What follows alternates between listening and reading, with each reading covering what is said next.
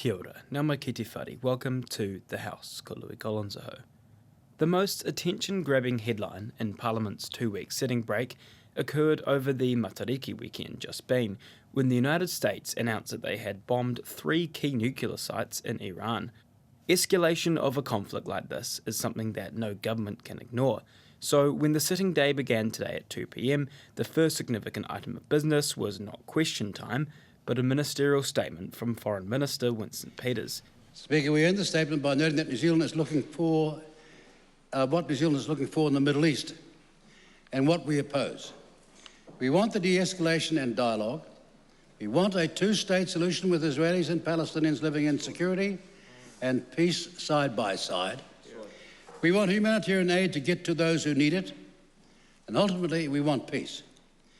What we do not want is New Zealand and New Zealanders in harm's way. We don't want ever-escalating rounds of military action. We do not want a nuclear Iran, and we don't want Hamas holding hostages and terrorising Palestinian and Israeli citizens alike. And we do not want Israel occupying Palestinian land.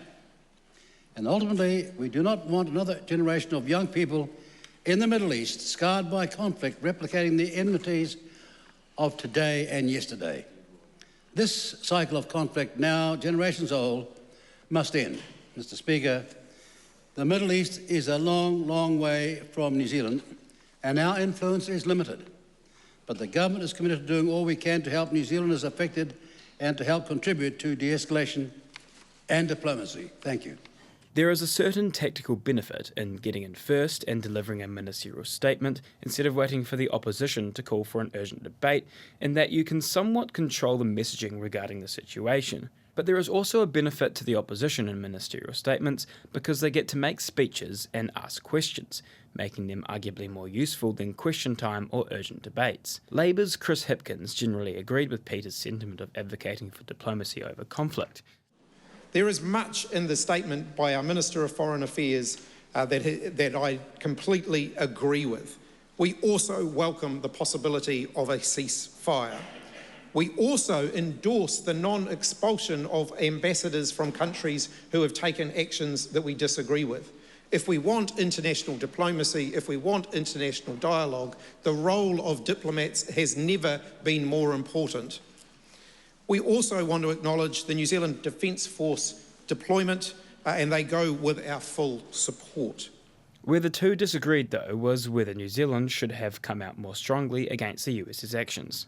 Noting that Article 51 on the right to self-defence states specifically that that right is inherent for individual or collective self-defence if an armed attack occurs against a member of the United Nations, does the New Zealand government believe that the US's preemptive strike on Iran meets that criteria? In the context in which the Leader of the Opposition asked that question, we note the United States' decision to undertake targeted attacks aimed at degrading Iran's nuclear capabilities was based on the US statement to the UN Security Council that it was acting in collective self-defence consistent with the UN Charter. That was a statement they made, and of course, in time, that will depend on the emerging evidence. Point of order, Mr. Speaker. Point of order, the Right Honourable Chris Hipkins. The Minister may not have heard my question to him. My question was, does the New Zealand government believe that the preemptive strike meets the criteria of Article 51? Well, as I said, Mr. Speaker, unlike some, we wait till we get the evidence.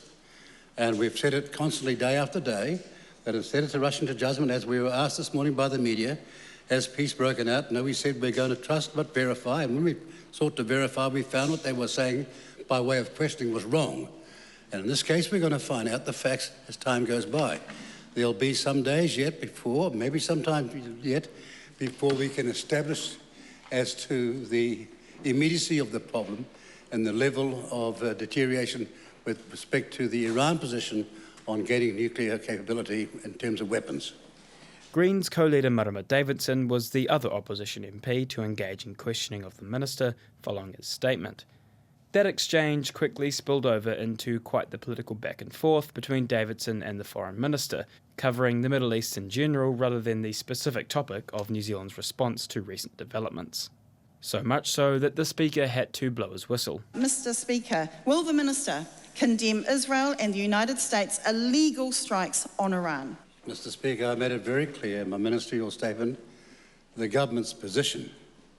But I have to say, when it comes to the proxies for Iran that have committed so much terrorism and the loss of thousands of lives, Hamas, Hezbollah, the Houthis, with respect to Iran, when it comes to that, the Greens have been not a syllable, not a sound, not a mutter, not a murmur.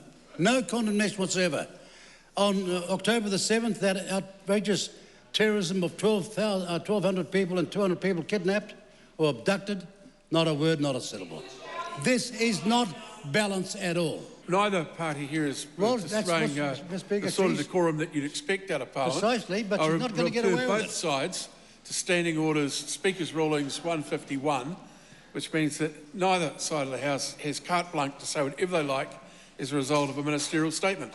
I te whakarongo koe ki te whare. You've been listening to The House, a program made with funding from Parliament's Office of the Clerk. Matua.